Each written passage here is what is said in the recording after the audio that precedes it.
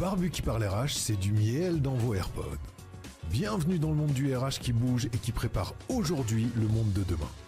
Moi, c'est Nico. Je travaille dans les RH depuis plus de 15 ans. Et je vous partage mon expérience à travers des clés et des interviews super stimulantes. Vous êtes prêts? Attachez vos ceintures, c'est parti!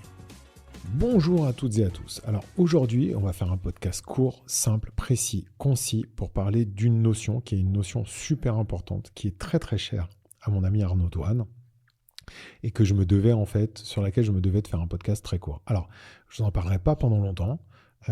C'est le VP, vous vous en doutez si jamais vous connaissez Arnaud Toine, l'Employee Value Proposition. Je n'en parlerai pas pendant longtemps parce que lui pourra être très exhaustif et très loquace sur le sujet, il le fera beaucoup mieux que moi.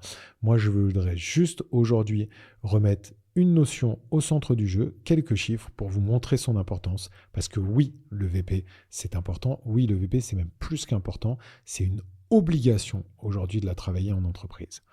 Alors pourquoi le VP? Parce que les entreprises veulent attirer des talents aujourd'hui. Ils veulent qu'ils restent, ils veulent qu'ils aiment vraiment, ils veulent qu'ils soient fidélisés, qu'ils soient engagés. Mais le problème, c'est que le VP, elle n'est pas travaillée parce que la majeure partie des entreprises ne savent pas vraiment par quel bout la prendre. Ils pensent que c'est de la culture, de l'ADN, un petit mix de tout ça. Mais ça va bien plus loin.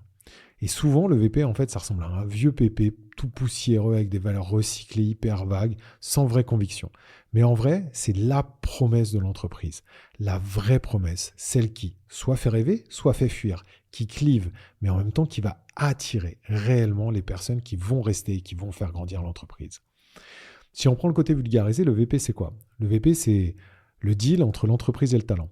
Qu'est-ce que l'entreprise offre? Son ADN culturel, ses conditions, les carrières, le support, tout ce qui compte vraiment. En échange de quoi? Des compétences, de la motivation et de l'engagement du collaborateur. Si on fait un petit historique, le concept a émergé au début des années 2000, où une personne, Divana, en 2002, l'énonce comme le capital humain que l'entreprise doit protéger.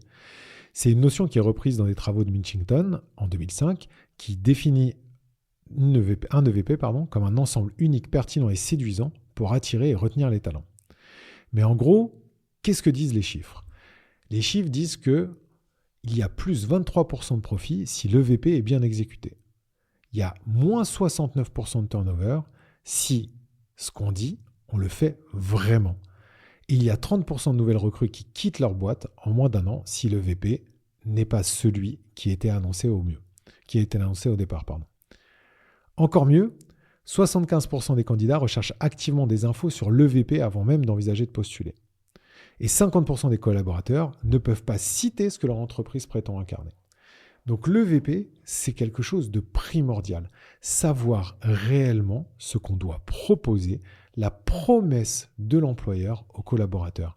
Et c'est primordial pour tous les chiffres que je vous ai donnés, que ça soit pour fidéliser, que ça soit pour attirer. C'est quelque chose qui est aujourd'hui indispensable pour pouvoir travailler une marque employeur et travailler une politique RH. Et du coup, le gros malaise, c'est quoi? C'est que la majeure partie des EVP, elles sont trop floues. Genre, je suis une entreprise jeune et dynamique, on est une entreprise qui a une vision d'avenir, on est engagé, super. Mais ça ne veut rien dire en fait.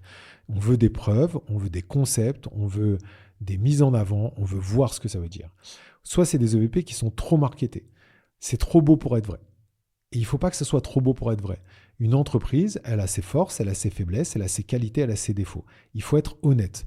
Pourquoi être honnête? Non seulement parce que la transparence, ça permet aux personnes de ne pas se réveiller un matin et de se dire « Putain, mais où est-ce que j'ai mis les pieds? C'est quoi cette boîte? C'est pas du tout ce qu'on m'avait vendu. » Et deuxièmement, parce que être honnête, ça permet d'avancer sur les vraies problématiques. Et les problématiques RH, il ne faut pas les cacher. Parce que si on les cache, à un moment donné, ça pète et ça posera des problèmes. Et le dernier point, c'est qu'elles sont trop déconnectées. Aujourd'hui, par exemple, on a des boîtes qui parlent de super QVT, de flexibilité, et ainsi de suite, mais qui obligent les collaborateurs à arriver à 9h et à partir à 18h. Ça, c'est pas possible. Donc du coup, il faut que l'EVP soit aussi complètement connecté avec la réalité du marché, avec les attentes des candidats aujourd'hui. Ça ne veut pas dire qu'il faut céder à toutes les attentes. Ça veut dire qu'il faut les comprendre pour que quand on met en place quelque chose, on le mette vraiment ou on ne le mette pas. Mais si on ne le met pas, c'est parce qu'on a décidé comme ça et que notre promesse employeur, l'avait décidé et promettait autre chose que ça. Alors, la recette d'un EVP qui déchire, c'est quoi? C'est écouter le terrain, déjà dans un premier temps. Alors, il faut aussi écouter le COMEX, il faut aussi écouter le DRH, parce que c'est par là-haut qu'on va comprendre, et c'est sur la différence et la confrontation des points de vue qu'on va pouvoir construire quelque chose de cohérent. Mais il faut surtout écouter le terrain. Il faut écouter les collaborateurs. Il faut écouter ce qu'ils vivent. Il faut écouter ce qu'ils vivent dans le mauvais sens ou dans le bon sens. Quelles ont été les situations qui ont amené à des réussites? Quelles ont été les situations qui ont amené des échecs? Comment on les a traités? Comment on les a évalués? Ça, c'est des choses qui sont super importantes pour pouvoir comprendre une entreprise. Le deuxième point, c'est assumer qui on est. C'est hyper important. On assume notre ADN, on assume notre culture. On n'est pas là pour plaire à tout le monde, on est là pour plaire à ceux qui veulent aller dans le même sens que nous et qui ont les mêmes motivations que nous. Ça, c'est super important. Le troisième point, c'est être concret. Il faut apporter des preuves sur ce que vous dites. Ne pas dire on fait ci, on fait ça sans avoir de preuves.